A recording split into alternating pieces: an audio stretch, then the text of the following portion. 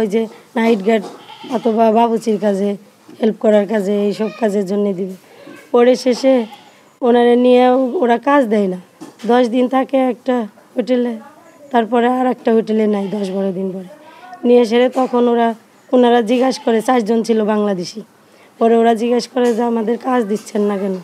পরে বলতেছে দিবে দিবে, এরকম করে আরও প্রায় 20-25 দিন পরে আর এক হোটেলে নিয়ে যায় রাত্রেবেলা। নিয়ে এসে ওইখানে রাখার পরে বলছে যে খাবার দাবার সব কিছুর কষ্টই দিছে। পরে আমাদের সাথে যোগাযোগও করতে দেয়নি। পরে এক সময় যাই হোক পল্লাট আমার যোগাযোগ করে বলছিল যে আমাদের আজকে জানাইছে যে আজকে রাত্রে যদি আমরা এই বনসই না দিই, আর রাশিয়ার যে রাশিয়ার যুদ্ধের কি বললাম ইউক্রেন যুদ্ধে যাওয়ার জন্য। পরে ওনারা যাই হোক ওই কাগজে সই দেওয়ার পরে স্টেমে সই দেয় নাই 1 বছরের চুক্তিতে। পরে উনি তো দিবে না, আমারে ফোন দিয়ে পলায় বলছিল যে আমি তো দিতে চাচ্ছি না, আমি এখন কি করব। পরে আমি বলছি তোমার যা ভালো হয় তাই করো। পরে বলছে আমি যদি জানতাম আমি এখানে আসতাম না। আর দালাল আমার সাথে বড় সিন্ডিকেট করছে, আমি তো বুঝতে পারি নাই যে ওরা আমার সাথে এই কাজগুলো করবে। আমার শুধু এই কথা বলেই বুঝ দিছে। পরে যাই হোক এক পর্যায়ে ওরা আর্মিতে ওই চুক্তিতে সই করায় জোরপূর্বক। ওনারা খুব কান্নাকাটি করছে। পরে সই দেওয়ার পরে ওরা নিয়ে যায় আর্মিতে, নিয়ে যায় আর্মির 1 মাস ট্রেনিং করায়। 1.5 মাসের মধ্যে ওর একটা পরীক্ষা নেই, ও ফার্স্ট হয়ে গেল। যাই হোক এক পর্যায়ে ওরা ওর মধ্যেই ওর সব কাগজপত্র সরায় ফেলায়। পরে ওর আর খুঁজে পায় নাই সে কাগজপত্রগুলো। যাই হোক তারপরে উনি খুব নার্ভাস ফিল করতো, আর প্রতিদিন কাঁদতো বলতো যে জাহান্নামের কোনো যদি দরজা থাকে বা পৃথিবীতে থাকে কোনো জাহান্নাম, মনে করো এই রাশিয়াতে আছে সেটা। আমি বুঝি নির্মাণের শিল্প, সালাম স্টিল বোঝে ডিউরেবিলিটি। সালাম স্টিল মোস্ট ডিউরেবল স্টিল। আর এখানে কি বলবো, আমাদের মুসলমানদের তো দামই নেই। আমি যে কি ভুল করছি আর দালালের কথা বিশ্বাস করে কি ভুল করছি আমার বলার ভাষা নেই। লাস্ট 30 তারিখ এপ্রিল মাসে কথা হয় আমার সাথে, তখন বলে যে আমি 4টে মেয়েরে তোমার হাতে বুঝে দিয়ে গেলাম, আল্লাহ ছাড়া আমার কেউ নাই এখানে, আর তোমাদেরও আল্লাহর হাতে তুলে দিছি। তোমার হাতে দিছি 4টে মেয়ে, আর তোমার 5 জনরে দিছি আল্লাহর হাতে, তুমি আর আল্লাহই দেখবে।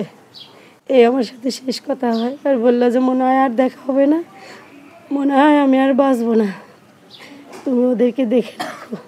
আর আমি তো তোমাদের কিছু করে দিয়ে আসতে পারি নাই, টাকা পয়সাও দিতে পারি নাই, আফসোস থেকে গেল। মরার আগে যদি আমি তোমার টাকাও দিয়ে যাইতে পারতাম, তাও তুমি দিনা, আমার 2.5 লাখ টাকা দেশে দিন আছে, দিনা রেখে গিয়েছি, আমি ওগুলো দিতে পারতাম। এই মুহূর্তে তার কোনো টাকা পয়সাও নেই, ব্যাংক ব্যালেন্স কিচ্ছু না, আমি শুধু 4টে মেয়ে নিয়ে এখন আছি, এটাই। আর কোনো কথা। আমার নাম আইরিন আক্তার। আমার ছোটো ভাইকে রাশিয়ার দালালের মাধ্যমে নিয়ে যায়, ওই দেশে একটা মার্কেটিংয়ের দেওয়ার কথা নিয়ে যাওয়ার পরে ওই দেশে রাশিয়া আর্মিতে ভর্তি করে দেয়। পরে আর্মিতে ট্রেনিং করার পরে ওদের জোরপূর্বকভাবে এক ঘরের ভিতরে আটকে রেখে মৃত্যুর হুমকি দেখা, ওইকে যুদ্ধে পাঠায়। যুদ্ধে পাঠানোর পরে আমরা কোনো খোঁজ খবর না পাওয়া বিভিন্ন জায়গায় আমরা দরখাস্ত করি, আর্মি ক্যাম্পে যাই, তারপরে সচিবালয় যাই, সচিবালয়ে যা আবেদন করে আসি। আর খোঁজাখুঁজি না পাওয়া সচিবালয় থেকে গতকাল একটা ফোন করে আমাদের জানালো যে নজরুল ইসলাম মারা গেছে। তো এখন তার 4টে মেয়ে কে দেখবে, কে দেখাশোনা করবে?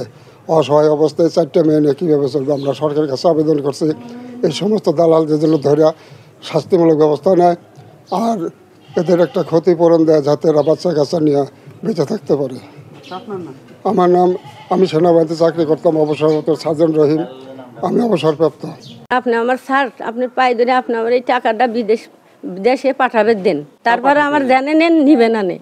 তখন কইছে না তোমার টাকা পাঠানো যাবে না। তখন আর কইছে তার যদি না যায় তাহলে আমার ওয়াইফের সাথে আমার একটু কথা বলবে দেন। আমি 1 মিনিটের জন্য হলেও তার সাথে কথা বলবো। ও তো ঠিক পাইছে যে আমার চারপাশে এসে ঘিরে ধরছে। তখন ওই 1 মিনিটের জন্য কথা বলবে দিছে। এসে কইছে আইরিন আমি তো আর তোমার সাথে মনে হয় কথা কই পারবো না, আর যাইলে আমার ঘরের পর খারাপ রয়েছে, আমার এই শেষ কথা আর আমার তুমি শুনে নাও। আজ ওরা আমার ধরে নিয়ে যাইতেছে, আমি হয়তো বাঁচতে পারি নাও পারি, তুমি আল্লাহর পর পড়ে দাও, কিন্তু আর সেই থেকে আরও এর কোনো খোঁজ খবর পাইনি। তখন এই মেয়ে জায়গায় জায়গায় সেনাপ্রধানের কাছে এখানে ওখানে যায় জানাই আসছে, এই পর্যায়ে স্যার দাঁড়াইছে। কিন্তু এরা খুব অসহায়, আমি খুব অসহায়। এখানে কে দেখবে? সরকার ছাড়া এখানে দেখার মতো আর কেউ নাই। তাই সরকারের কাছে আমার এটাই আবেদন, আমার এই সোনার বাচ্চাকার দিক সে যেন মুক্তি লেতে হয়। তাছাড়া আর আমাকে আর কিছু করার নাই স্যার। আর ও যদি তার লাশ তারা পায় থাকে আমাকে দেশে যেন তার লাশটা ফিরে দেন সরকার। তাছাড়া স্যার আর আমি কী করবো?